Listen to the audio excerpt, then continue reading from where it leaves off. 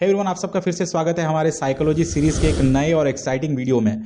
ये है यूट्यूब और आप देखना शुरू कर चुके हैं my life lens diaries YouTube channel, जहां मैं शेयर करता हूं आपके साथ अपने पर्सनल एक्सपीरियंस, नई नई चीजें, नई नई इन्फॉर्मेटिव चीजें, नई नई बातें। किसी देरी के चलिए शुरू करते हैं इस वीडियो को। इसका टॉपिक है द संक कॉस्ट फॉलिसी।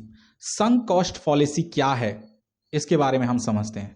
संक यानी डूब जाना, सिंक का पास्ट फॉर्म संक यानी डूब जाना।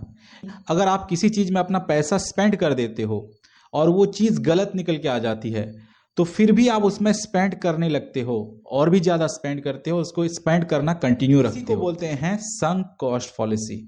फॉर एग्जाम्पल, आप किसी रेस्टोरेंट पे गए और 200 रुपये या 400 रुपये या 500 रुपये या 1000 रुपये का आपने खाना ऑर्डर कर दिया, लेकिन खाना जो है बिल्कुल ही बकवास, टेस्टलेस और अनहेल्दी निकल के आया। आपको पता चल गया कि इस खाने को अगर मैं खा लेता हूं तो मेरी तबीयत जो है वो बिगड़ जाएगी, लेकिन फिर भी आप उस खाने को बिल्कुल पूरा खा लेते हो। तो आप यहां पर सोचते हो कि मैं इतनी दूर से आया हूं, यहां पर मैंने ऑर्डर के पैसे भी दिए, पेमेंट कर दिया, तो मुझे यहां पर पैसा वसूल कर लेना चाहिए और इसको खा लेना चाहिए। लेकिन इस सिचुएशन में आपके पास दो ऑप्शन थे। पहला ऑप्शन ये था कि आपका लॉस ऑलरेडी हो चुका है, यानी आपने पेमेंट कर दिया है, वो रिवर्स नहीं हो सकता।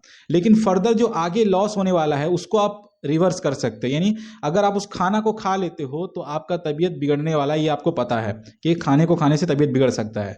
तो आप उस लॉस होने वाले लॉस को आप रिवर्स कर सकते हो, उसको ना खा के, क्योंकि आपको पता है ये खाना अनहेल्दी है, अगर मैं इसको खाऊंगा तो एक तो टेस्ट नहीं है, टेस्टलेस है, प्लस साथ मेरी तबीयत भी बिगड़ सकती है। तो आप वहां पर ये डिसीजन लेते कि जो लॉस हो चुका है वो हो गया, अब मैं इसको खाना नहीं खाऊंगा, मैं यहां से रेस्टोरेंट से आप कोई बिजनेस स्टार्ट करना चाहते हो, आपने बिजनेस स्टार्ट किया, उसमें पैसे लगाए और आपने जब 6 महीना साल भर गुजरा तो आपको पता चल गया कि ये बिजनेस जो है, इसमें मैंने जितने पैसे लगाए, मान लो आपने 1 लाख लगाया, तो 1 लाख इसके लिए सफिशिएंट नहीं है, इसमें 50 लाख अगर इस बिजनेस में इन्वेस्ट किया जाए तभी ये प्रॉफिटेबल हो सकता है। आपको ये बात क्लियरली पता है और आपने ये रिसर्च करके ये मालूम कर लिया कि अगर मैं 1 लाख नहीं 50 लाख अगर इन्वेस्ट करता हूं तभी इस बिजनेस में प्रॉफिट हो सकता है।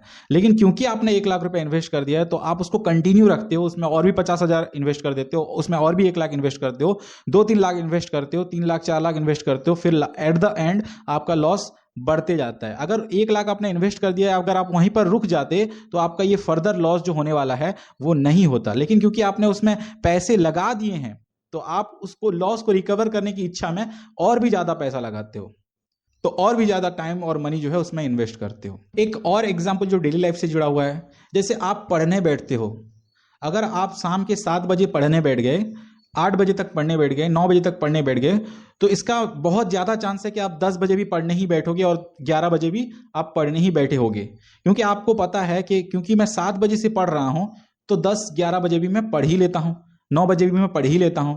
लेकिन आपने मान लो टाइम वेस्ट कर दिया, 6 बजे टाइम वेस्ट कर दिया, 7 बजे भी टाइम वेस्ट कर दिया, तो आप यहां पर सोचते हो क्योंकि मैंने ऑलरेडी बहुत टाइम वेस्ट कर दिया है तो फर्दर आगे का टाइम भी वेस्ट कर देता हूं। यही होता है संक कॉस्ट फॉलिसी। यानी अगर आपने पैसे वेस्ट कर दिए हैं तो किसी प्रोजेक्ट में, अगर आपने पैसे वेस्ट कर दिए या टाइम वेस्ट कर दिया किसी प्रोजेक्ट में, तो आप उसको फर्दर वेस्ट करते हो इस चीज को जस्टिफाई करने के लिए, क्योंकि मैंने पहले भी वेस्ट कर दिया है तो मैं आगे भी वेस्ट कर ही देता हूं। यानी आप अगर 6 बजे से 9 बजे तक टाइम वेस्ट कर चुके थे तो 9 से 10 में आप अगर पढ़ते तो 1 घंटा आपका पढ़ाई में गुजर जाता। लेकिन आपने क्या किया, क्योंकि आपने 7 से 9 टाइम वेस्ट कर दिया था तो आपने सोचा कि नहीं, 9 से 10 भी टाइम वेस्ट कर देता हूं। कि आपको वहां पर उस टाइम को भी वेस्ट नहीं करना चाहिए। जब आपका थॉट आ गया कि मैंने टाइम वेस्ट कर दिया है तो आप वहां से फिर कंटिन्यू कर सकते हो, चाहे आपका मूड करे या ना करे, आप उस चीज में कंटिन्यू करिए। अगर आपका पढ़ने का मूड नहीं है तो वहां पर पढ़ने बैठ जाइए, मूड अपने आप बन जाएगा इंशाल्लाह। यही सेम थिंकिंग गैम्बलिंग में भी होती है। जो लोग गैम्बलिंग करते हैं, जो लोग जुआ खेलते हैं, अगर उनका 10,000 लॉस हो गया तो फिर और 5,000 लगा देते हैं, 15,000 लॉस हो गया तो फिर और 5,000 लगाते हैं, इस सोच में क्योंकि मेरा ऑलरेडी लॉस हो चुका है तो क्यों ना मैं आगे भी डाल दूं। तो यही चीज उनको मोटिवेट करता है आगे भी लॉस करने के लिए। फर्स्ट ऑफ ऑल तो गैम्बलिंग खेलना ही नहीं चाहिए, गलत चीज है। तो अगर खेल भी रहे हो तो अगर आपका लॉस हो गया तो ये थिंकिंग क्यों ला रहे हो, क्योंकि मेरा लॉस हो गया तो मैं और भी लॉस करूंगा। इसी को बोलते हैं द संक कॉस्ट फॉलिसी। यानी जो लॉस हो चुका है तो उसको कंटिन्यू रखते हैं अपने दिल को दिलासा देने के लिए कि मैंने जो किया है वो सही किया है। मैंने अगर कोई बिजनेस स्टार्ट किया है तो सही स्टार्ट किया है, तो उसमें मैं और भी उसमें पैसा वेस्ट करूंगा अपने आप को जस्टिफाई करने के लिए। इसी को बोलते हैं संक कॉस्ट फॉलिसी।